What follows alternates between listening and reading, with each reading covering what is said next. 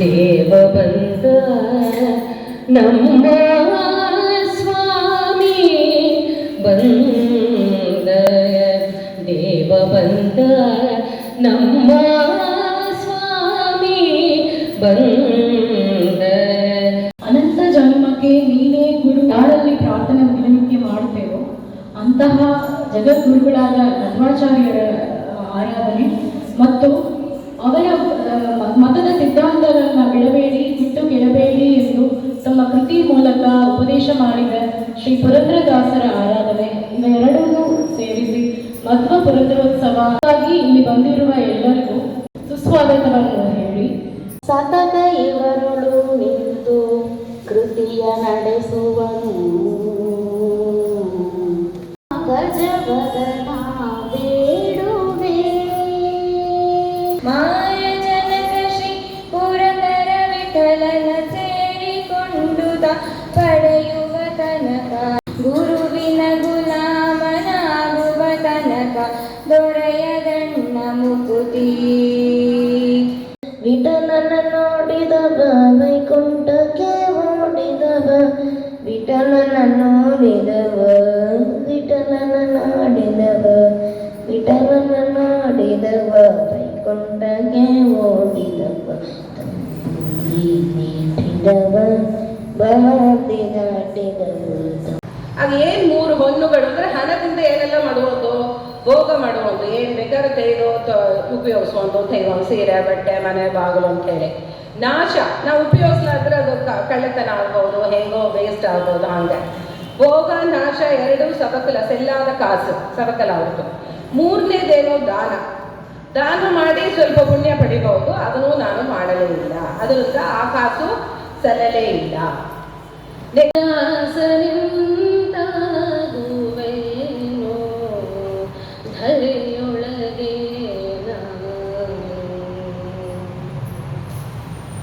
ಇಲ್ಲಿ ಪುರಂದರದಾಸರು, ನಾವು ದಾಸರು ಅಂತ ಯಾವಾಗ ಆಗ್ತೀವಿ ಭೂಮಿ ಮೇಲೆ, ನಾವು ದೇವರಲ್ಲಿ ಭಕ್ತಿ ಕಿಂಚಿತ್ತು ಎಳ್ಳಷ್ಟು ನಾವು ದೇವರಲ್ಲಿ ಭಕ್ತಿಯನ್ನು ಮಾಡೋಕ್ಕಾಗ್ತಾ ಇಲ್ಲ ನಮ್ಮಲ್ಲಿ. ಬರೇ ನಮಗೆ ಹೊರಗಿನ ಪ್ರಪಂಚದಲ್ಲಿರುವಂತಹ ವಿಚಾರಗಳನ್ನೇ ನಮ್ಮ ತಲೆಯಲ್ಲಿ ತುಂಬಿಕೊಂಡು ನಾವು ದೇವರಲ್ಲಿ ಭಕ್ತಿನ ಮಾಡೋದೇ ಕಡಿಮೆ ಆಗೋಗಿದೆ. ಯಾವ ರೀತಿ ಭಕ್ತಿನ ಮಾಡಬೇಕು, ಯಾವ ರೀತಿ ಭಕ್ತಿ ಮಾಡಿದ್ರೆ ದೇವ್ರು ನಮಗೆ ಒಲಿತಾನೆ, ಅದನ್ನ ಹೆಂಗೆ ಮಾಡಬೇಕು ಅಂತ ಈ ಹಾಡಿನ ಮುಖಾಂತರ ಈ ಪುರಂದರದಾಸರು ತುಂಬ ಸುಂದರವಾಗಿ ಚಿತ್ರಿಸಿದ್ದಾರೆ. ಅದೇ ಥರ ನಾವು ಸಾಧನೆ ಎಂಬ ನೆಪದಲ್ಲಿ ಈ ದೇಹವನ್ನು ಪಡೆದುಕೊಂಡು ಆದರೆ ಸಾಧನೆ ಮಾಡದೆ ನಾವು ಈ ಅಲೌಕಿಕ ವಿಷಯಗಳಲ್ಲಿ ಮುಳುಗಿ ಹೋಗಿ ನಾವು ದೇವರನ್ನೇ ಮರೆತೋದ್ರೆ, ಸಾಧನೆಯನ್ನೇ ಮರೆತು ಬಿಟ್ಟರೆ ಏನು ಮಾಡೋದು, ಆ ಥರ ಮಾಡಲಾರೆ ಅಂತ ಸಜ್ಜೀವಿ ಹೇಳ್ತಾನೆ.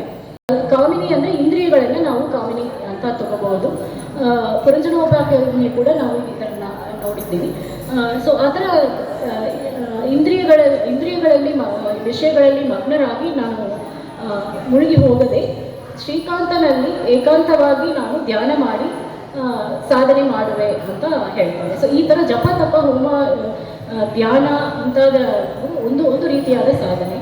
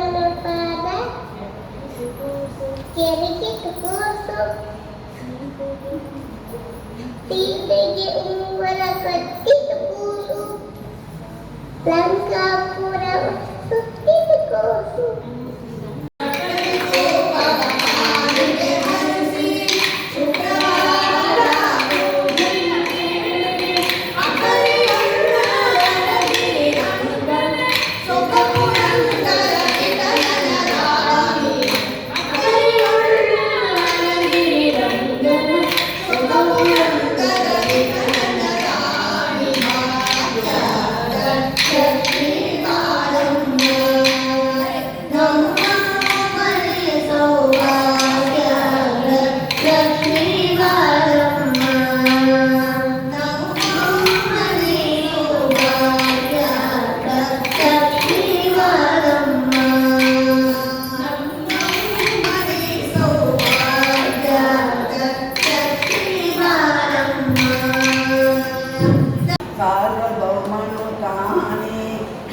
ಸೃಷ್ಟಿ ಬಂದಾಗವೇ ಊರ್ವಿಯ ಬೇಡಲು ಕೊಡದಿದ್ದನೇ ಸರ್ವವ ದೊರೆದು ಶ್ರೀ ಪುರಂದರ ವಿಠಲನ ಪುರಂದರ ವಿಠಲನ ವಿಠಲನ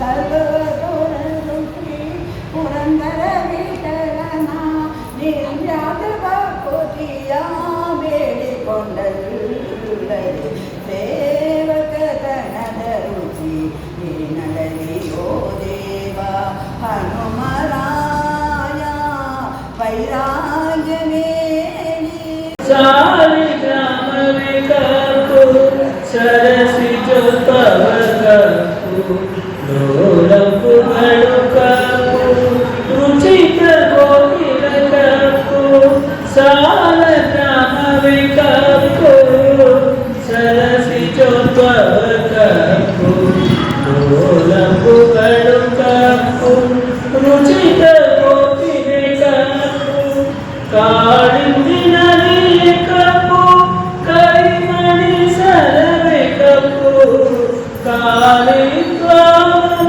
ಕಪ್ಪು ಕಲಿರಿನ ಕಪ್ಪು ಅಂಕಣಿ ಕೇಳು ಪುರಂದರ ವಿಠಲನ ಮೂರ್ತಿ ಕಪ್ಪು ಕಪ್ಪು ಏನದು ದೇರವು ಶ್ರೀಹರಿಯನ್ನು ಕಪ್ಪು ಏನದು ದೇರವು ಬಂಧನಕ್ಕೊಳಗಾಗಿ ದಾವತಿ ಪಡುವಿ ಬಂಧನಕ್ಕೊಳಗಾಗಿ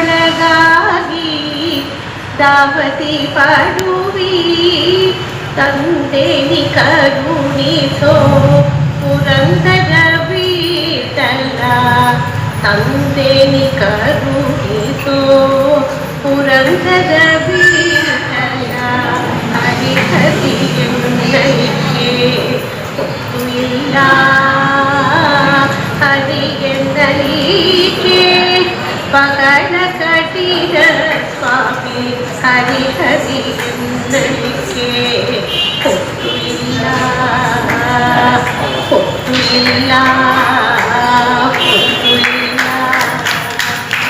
ಜಯ ಜಯ ಜಯತ್ರಾಣ ಜಯ ತುಲರಿಸುತ್ತಾನ ಅಖಿಲ ಗುಣ ಸತ್ತಾಮ ಮಧ್ವನಾಮ ಆಗ ಕಚ್ಚಕ ರೂಪದಿಂದಲೇ ನೆನೆಸೋದನವ ಹೂವಿದರಿಸಿದ ಶೇಷಮೂರ್ತಿಯನ್ನು ಅವನ ಕಡೆ ಹಿಡಿದು ಕರಿಯ ಸುರನೈದೂರು ಆಯು ನಮ್ಮ ಕುಲಗುರುರಾಯನು ಕರನಾಭಿಮಾನಿಸುರರು ಬೇಗವಾ ಬಿಡಲು ಕುರುಡಕಿ ಉಡ ಮೋಕನಂದನಿಸುವ ಪರಮ ಮುಖ್ಯ ಪ್ರಾಣ ದೊರಹರ ದೇವರನ್ನು ಹರಿದ ಕಣವಂತೂ ಕೇಳುವರು ಕುದ ಜನರು.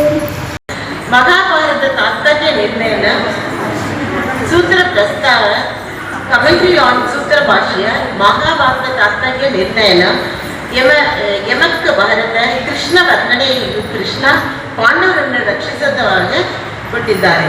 ದಾಸ ಪ್ರಕರಣ ಇದರಲ್ಲಿ 7 ಪ್ರಮಾಣ ಕೊಟ್ಟಿದ್ದಾರೆ, ಪ್ರಮಾಣ ಲಕ್ಷಣ ಕೊಟ್ಟಿದ್ದಾರೆ. ತತ್ವ ವಿವೇಕ, ಪ್ರಮಾಣ ಲಕ್ಷಣ, ಉಪಕಾರಿ ಕನ್ನಡ, ತತ್ವ ಸಂಶಯ ಎಂದು 7 ಇದು ಕೊಟ್ಟಿದ್ದಾರೆ. ಇದು ಉಪನಿಷದ ಭಾಷ್ಯಗಳನ್ನು ಅವರು ಕೊಟ್ಟಿದ್ದಾರೆ. ಐಂದ್ರಿಯ ಉಪನಿಷದ ಭಾಷ್ಯ ಹರಿಸರ್ವೋತ್ತಮ ಸರ್ವಶಕ್ತ ಸಾಮಾನ್ಯರ. ಬೃಹದಾರಣ್ಯಕ ಉಪನಿಷತ್ ಭಾಷ್ಯ ಸಂತೋಕ್ಯ ಪಕ್ಷದ ಸಾಮವೇದ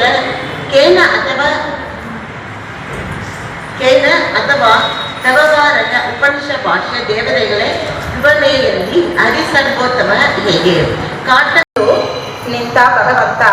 ಹಾಗಾದ್ರೆ ಬಲಿ ಏನು ತಪ್ಪುಗಳನ್ನ ಮಾಡಿದ?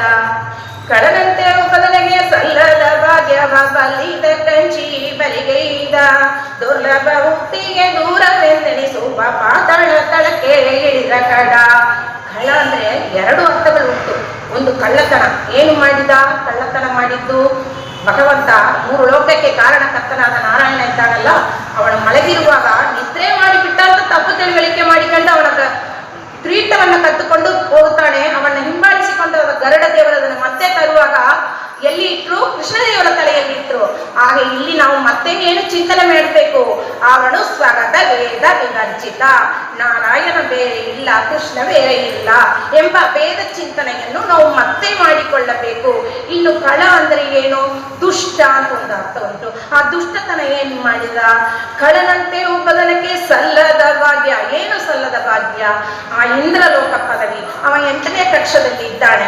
ಅಂತ ಪದವಿಯನ್ನು ಈ ಕಲ್ಪದಲ್ಲಿ ಅವನಿಗೆ ಸಲ್ಲದ ಭಾಗ್ಯ. ಅಂತಹ ಭಾಗ್ಯವನ್ನ ಕಸಿದುಕೊಂಡು ಬಂದು ದೇವತೆಗಳಿಗೆ ತೊಂದರೆಯನ್ನು ಕೊಡ್ತಾನೆ.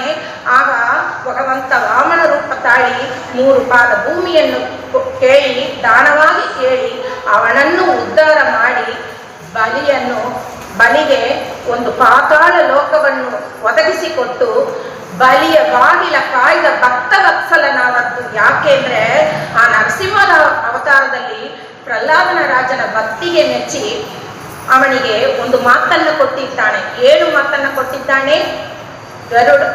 ಗಗನಸರ ವಾಗನ ದಿವೌಕ ಸುರುಡನೆ ತಿರುಗುವನು ಮನೆಗಳಲ್ಲಿ ಅಂದ್ರೆ ಏನು? ಜನ್ಮಕ್ಕೂ ಆ ವಂಶವನ್ನ ಕಾಯುತ್ತೇನೆ ಅಂತ ಮಾತನ್ನು ಕೊಟ್ಟಿದ್ದಾನೆ.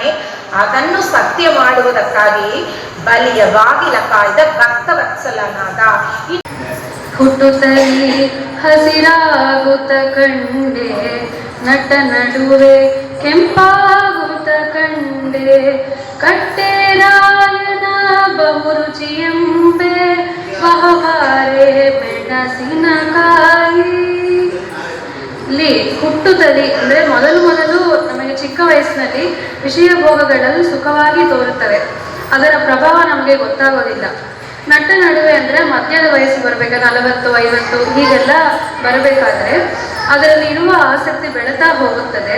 ಅದರ ಮೇಲಿನ ಮೋಹ ಜಾಸ್ತಿಯಾಗಿ ನಮ್ಮ ಜೀವನ ಮುಪ್ಪಿನ ಎಡೆ ಸಾಗ್ತಾ ಹೋಗ್ತದೆ. ಮುಪ್ಪು ಅಂದರೆ ಸಾವು.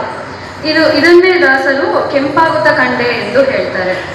ಮುಂದೆ ಕಟ್ಟೆ ರಾಣಿನೇ ಬಹುರುಚಿ ಎಂಬೆ ಅಂದರೆ ಪ್ರಮುಖವಾದ ವಿಷಯ ಭೋಗಗಳಿಗೆ ನಾವು ಆಸಕ್ತರಾಗಿ ಸ್ಟಬ್ಬನ್ ಆಗಿ ನಮ್ಮಿಂದ ಅದನ್ನು ಬಿಟ್ಟು ಹೋಗ್ಲಿಕ್ಕೆ ಆಗೋದಿಲ್ಲ. ಅದೇ ನಮಗೆ ಗತಿ ಎಂದು ತಿಳಿದುಕೊಂಡು ಅಲ್ಲೇ ನಾವು ನಮ್ಮ ಜೀವನ ಕಳೀತಾ ಹೋಗ್ತಾ ಇರ್ತೇವೆ. ನಾನಾ ತೀರ್ಥಗಳಲ್ಲಿ ಸ್ನಾನವ ಮಾಡಲಿ, ಕಾನನದೊಳಗೆ ತಪವ ಮಾಡಲಿ. ನಾನಾ ತೀರ್ಥಗಳಲ್ಲಿ ಸ್ನಾನವ ಮಾಡಲಿ, ಕಾನನದೊಳಗೆ ತಪವ ಮಾಡಲಿ. ಜ್ಞಾನದಿಂದ ಶಾಸ್ತ್ರಾರ್ಥ ಮಾಡಲಿ, ನಿನ್ನ ಧ್ಯಾನಕ್ಕೆ ಸರಿ ಉಂಟೆ ಪುರಂದರ ವಿಠಲ. ಧ್ಯಾನಕ್ಕೆ ಸರಿ ಉಂಟೆ ಪುರಂದರ ವಿಠಲ. ಏನೇನು ದಾನವ ಮಾಡಲಿ, ಹರಿಜ್ಞಾನಕ್ಕೆ ಸಮವಾದ ದಾನಗಳುಂಟೆ. ಏನೇನು ದಾನವ ಮಾಡಲಿ, ಹರಿಜ್ಞಾನಕ್ಕೆ ಸಮವಾದ ದಾನಗಳುಂಟೆ.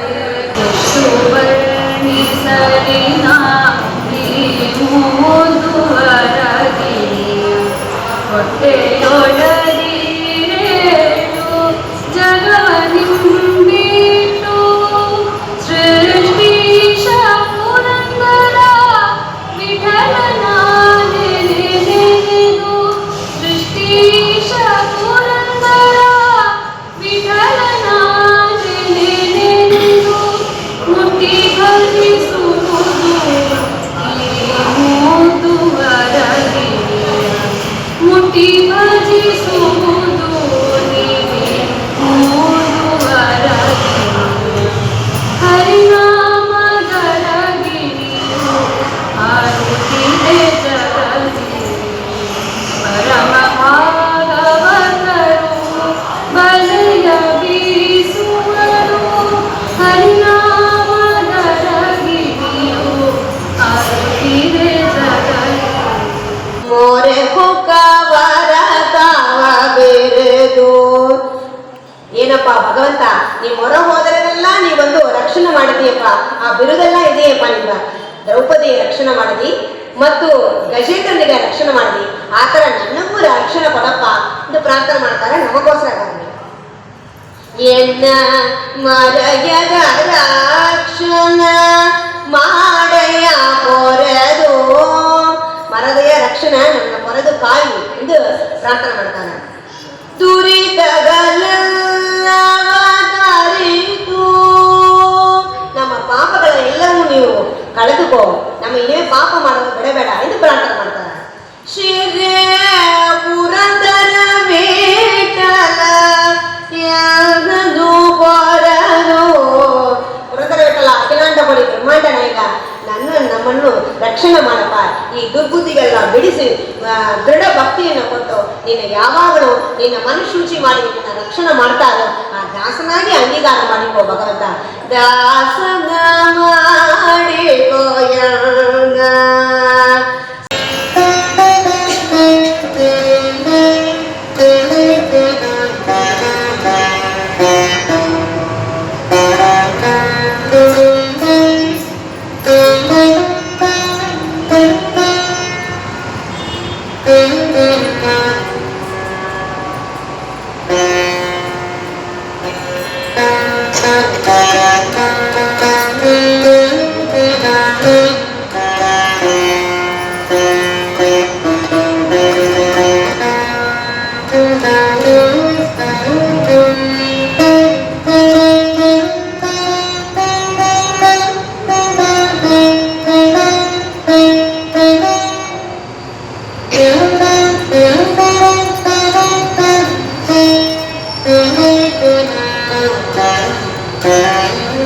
ಹನುಮದಾದಿ ಸಾಧು ಜನರು ಅಪ್ಪಿಕೊಂಡು ಕುಣಿ ಕುಣಿದಾಡಿದರು ಹರುಷದಿಂದ. ಹನುಮದಾದಿ ಸಾಧು ಜನರು ಅಪ್ಪಿಕೊಂಡು ಕುಣಿ ಕುಣಿದಾಡಿದರು ಹರುಷದಿಂದ. ಕ್ಷಣದಲ್ಲಿ ಪುರಂದರ ವಿಠಲರಾಯನು, ಕ್ಷಣದಲ್ಲಿ ಪುರಂದರ ವಿಠಲರಾಯನು ಕೊಡೆಯುವನೆನುತ್ತ ಓದನಾಡಿ ನಿಂತ. ಅಲ್ಲಿ ನೋಡಲು ರಾಮ, ಇಲ್ಲಿ ನೋಡಲು ರಾಮ, ಎಲ್ಲೆಲ್ಲಿ ನೋಡಿದರಲ್ಲಿ ಶ್ರೀರಾಮ, ಎಲ್ಲೆಲ್ಲಿ ನೋಡಿದರಲ್ಲಿ ಶ್ರೀರಾಮ, ಎಲ್ಲೆಲ್ಲಿ ನೋಡಿದರಲ್ಲಿ ಶ್ರೀರಾಮ. ಜಯಮಾಲೆ ಹಾಕಿದಳು ಜಾನಕಿ ಓಡಿ ಬಂದು, ಜಯಮಾಲೆ ಹಾಕಿದಳು ಜಾನಕಿ ಓಡಿ ಬಂದು, ಜಯ ಪಡೆದು ನಿಂತಿಹನು ಪುರಂದರ ಜಯ ಪಡೆದು ನಿಂತಿಹನು ಪುರಂದರ ವಿಠಲನು.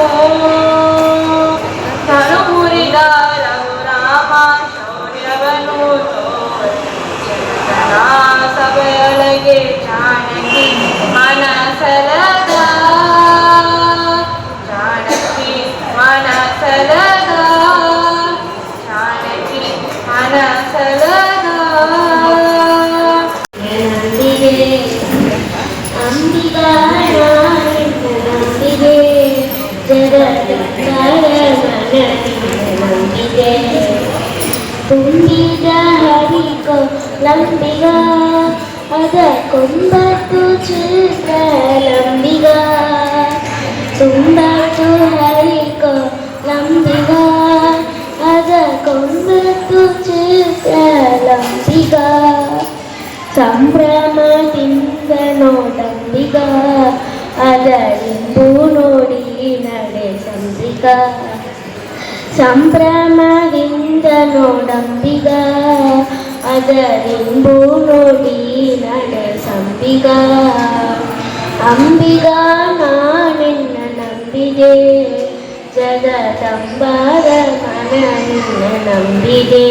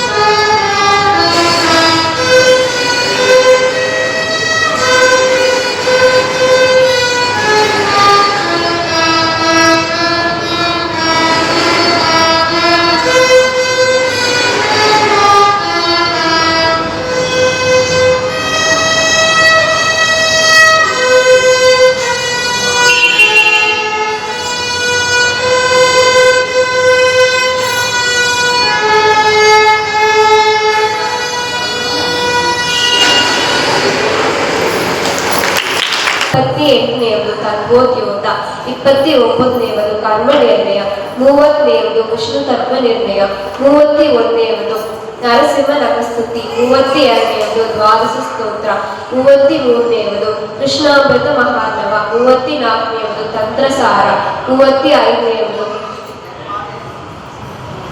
ಸದಾಚಾರ ಸ್ಮೃತಿ 36ನೇದು ಯತಿ ಪ್ರಣವ ಕಲ್ಪ 37ನೇದು ಜಯಂತಿ ನಿರ್ಣಯ. ಮಧ್ಯದೇಹದಲ್ಲಿ ಜನಿಸಿನಿ ಬಾಲ್ಯದಲ್ಲಿ ಮಾಸ್ತರಿಯ ರೂಪ ಕೊಂಡನಿ ಸತ್ಯವದನ ಸುರನ ಬರಿಸಿ ಕಣ್ಣುಗಲಿ ಭಾಷಣ ಮಾಡಿ ಸತ್ಯವದನ ಸುರನ ಬರಿಸಿ ಕಣ್ಣುಗಲಿ ಭಾಷಣ ಮಾಡಿ ಸಜ್ಜನರ ಹೊರವ ಮತ್ತು ಪುರಂದರ ವಿಠಲನ ದಾಸ ಸಜ್ಜನರ ಹೊರವ ಮತ್ತು ಪುರಂದರ ವಿಠಲನ ದಾಸ ವೀರಗಮ್ಮ ಬಲಿ ಪರಾಕ್ರಮ.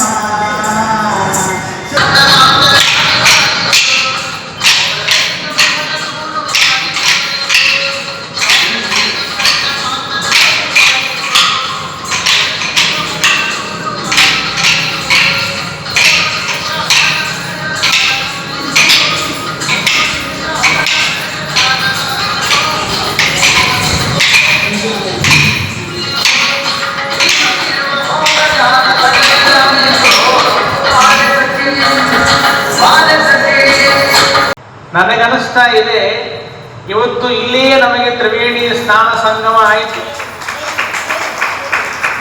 ಯಾಕೆಂದ್ರೆ ಆನಂದತೀರ್ಥ ಭಗವತ್ಪಾದಾಚಾರ್ಯರು ಅವರು ಗಂಗೆಯಾದರೆ ಪುರಂದರದಾಸರು ಯಮುನೆಯ ಹಾಗೆ ತಮ್ಮ ಕೃತಿಗಳನ್ನು ರಚನೆ ಮಾಡಿದರೆ ಇವತ್ತು ವಾದಿರಾಜ ಗುರುಸಾರ್ವಭೌಮರ ಜನ್ಮದಿನ.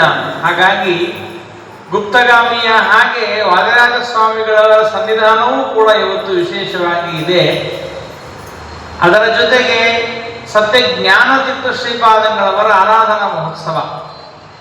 ಇಷ್ಟೆಲ್ಲ ಪವಿತ್ರವಾಗಿರತಕ್ಕಂತಹ ಈ ಕಾಲದಲ್ಲಿ ತಾವು ಎಲ್ಲ ಸೌರಭ ದಾಸ ಸಾಹಿತ್ಯ ವಿದ್ಯಾಲಯದ ವಿದ್ಯಾರ್ಥಿಗಳು, ಹಿರಿಯರು, ಚಿಕ್ಕವರು ಎಲ್ಲರೂ ಕೂಡ ಬಹಳ ಸುಂದರವಾಗಿ ತಮ್ಮ ತಮ್ಮ ಯೋಗ್ಯತೆಗೆ ತಕ್ಕಂತೆ ಬಹಳ ಅಚ್ಚುಕಟ್ಟಾಗಿ ಇವತ್ತು ದಾಸರ ಸೇವೆಯನ್ನು ಮಾಡಿದ್ದೀರಿ. ಈ ಒಂದು ವಿಶೇಷವಾದ ಸೇವೆಯನ್ನು ಮಾಡಿದ್ದಕ್ಕೆ ಹರಿವಾಯು ಗುರುಗಳ ಅನುಗ್ರಹ ವಿಶೇಷವಾಗಿ ನಿಮಗೆ ಆಗಲಿ ಅಂತ ನಾನು ಪ್ರಾರ್ಥನೆಯನ್ನ ಮಾಡ್ತಾ, ಬಡವ ನಿನಗೊಬ್ಬರ ಗೊಡವೆಯ ತಕ್ಕೋ. ದಾಸರು ಈ ಹಾಡಿನಲ್ಲಿ ಏನು ಹೇಳಿ ಹೊರಟಿದ್ದಾರೆ ಅಂದರೆ, ನಮ್ಮ ಪ್ರಾರಬ್ಧ ಕರ್ಮ ಎಲ್ಲಿಯವರೆಗೆ ನಮ್ಮನ್ನ ಅಟ್ಟಿಕೊಂಡು ಬಂದಿದೆ, ಆ ಕರ್ಮದ ಭೋಗವನ್ನ ಮುಗಿಯುವವರೆಗೂ ಕೂಡ ನಾವು ಅದನ್ನು ಅನುಭವಿಸಲೇಬೇಕು. ಆ ಅನುಭವಿಸೋದಿರೋದ್ರಿಂದಾಗಿ ಸುಮ್ಮನೆ ನಾವು ಬರೀ ಮಾತಾಡ್ತಾ ಇರ್ತೇವೆ. ನನಗೆ ಹಾಗಾಯಿತು, ನನಗೆ ಹೀಗಾಯಿತು, ನನಗೆ ಹಾಗಾಗಲಿಲ್ಲ, ನನಗೆ ಹೀಗಾಗಲಿಲ್ಲ, ನಾನು ಅದನ್ನು ಮಾಡಿದ್ರೆ ಚೆನ್ನಾಗಿರ್ತಿತ್ತು, ಇದನ್ನ ಮಾಡಿ ಚೆನ್ನಾಗಿರ್ತಿತ್ತು, ಹಾಗೆ ಹೀಗೆ ಅಂತ ತುಂಬಾ ಮಾತಾಡ್ತಾ ಇರ್ತೇವೆ. ಅದನ್ನ ಮಾಡಬೇಡಿ ಅಂತ ಹೇಳ್ತಾರೆ.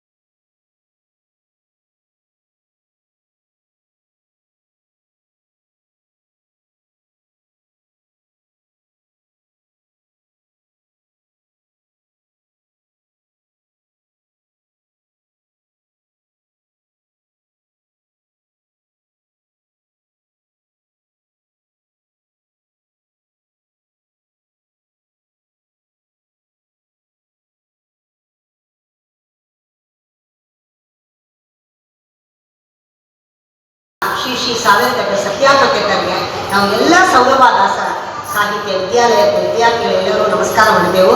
ಅವ್ರು ಇಲ್ಲದನ್ನ ನಾವು ಈ ದಾರಿಯಲ್ಲಿ ಬಂದಿರಲಿಲ್ಲ. ಅಭಿಷೇಕ ಅವ್ರು ಹೆಂಗಸರ ಆನಂದಿಸಿ ನೋಡಿ. ಇವಾಗ ಹ್ಯಾಂಗ ನಾವು ಏಕಾದಶಿ ಮಾಡ್ತೇವೆ, ಹ್ಯಾಂಗ ಹರಿತಾಂಶ ಅದು ಹ್ಯಾಂಗ ನಾವು ದಾಸ ಸಾಹಿತ್ಯ ತಲಕಂಡೇವು. ಹೆಚ್ಚಿಗೆ ಹೆಂಗಸರು ಮಹಿಳೆಯರು ಬದಲಾವಣೆ ಆಗಿದ್ರೆ ಮಕ್ಕಳು ಬಂದು ಬೇರೆ ದಾರಿಯಲ್ಲಿ ಹೋಗಲ್ಲ. ಇದು ಫಸ್ಟ್ ಅವರು ಆರಂಭಿಸರು. ಹಾಗಾಗಿ ಅವರಿಗೆ ಬಂದು ನಾವು ನಮಸ್ಕಾರ ಮಾಡ್ತೇವೆ. ಮತ್ತು ಅದ ತೊಗಲ್ಮನ್ನು ನಾವು ಸೇರಿಸಿದರು ಪೂಜ್ಯ ಶ್ರೀ ಪ್ರಬೋಧಾಚಾರ್ಯ ಅವರಿಗೆ ನಾವೆಲ್ಲರೂ ಕೂಡ ಕೃತಜ್ಞ ನಮಸ್ಕಾರವನ್ನು ಸಮರ್ಪಣೆ ಮಾಡ್ತೇವೆ. ಮತ್ತು ಈ ಊರಿನ ನಾವು ಯಾವ ಮಾರ್ಗದರ್ಶನ ದಾಸಶ್ರೀ ನಾವು ಏನು ಗೊತ್ತು, ಅದ ಸರಿಯಾದ ರೀತಿಯಲ್ಲಿ ಸರಿಯಾದ ಸಿದ್ಧಾಂತದಲ್ಲಿ ಬೇರೆ ಬೇರೆ ದಾರಿ ನಾವೆಲ್ಲ ಇದ್ದೇವೆ. ನಮ್ಮನ್ನ ಕಲೆಕ್ಟ್ ಮಾಡಿ ನಮ್ಮ ಸಿದ್ಧಾಂತವೇ ಹೆಚ್ಚು ಎಂಬುದು ಬೇರೆ ಎಲ್ಲಿ ಹೋಗ್ಬಿಡುದು ಎಂಬುದು ನಮ್ಮನ್ನ ಈ ದಾರಿಯಲ್ಲಿ ತಗೊಂಡು ಹೆಚ್ಚಿಗೆ ಕೋಟೆ ನರಸಿಂಹಾಚಾರ್ಯ ಅವರಿಗೆ ನಮಸ್ಕಾರವನ್ನು ಸಮರ್ಪಣೆ ಮಾಡ್ತೀನಿ. ದೇವಕಿ ದೇವಿಯ ತನಯಗೆ ಮಂಗಳ, ದೇವಕಿ ದೇವಿಯ ತನಯಗೆ ಮಂಗಳ, ದೇವತಿಮ್ಮಪ್ಪನಿಗೆ ಮಂಗಳ, ಮಾವನ ಕೊಂದು ಮಲ್ಲರ ಮಡುಹಿದ ಪುರಂದರ ವಿಠಲಗೆ ಮಂಗಳ, ಶ್ರೀಮನ್ನಾರು ಕೃಷ್ಣಗೆ ಮಂಗಳ, ಜಗವ ಮನ್ನಿಸಿದೊಡೆಯಗೆ ಮಂಗಳ, ಶ್ರೀಮನ್ನಾರು ಕೃಷ್ಣಗೆ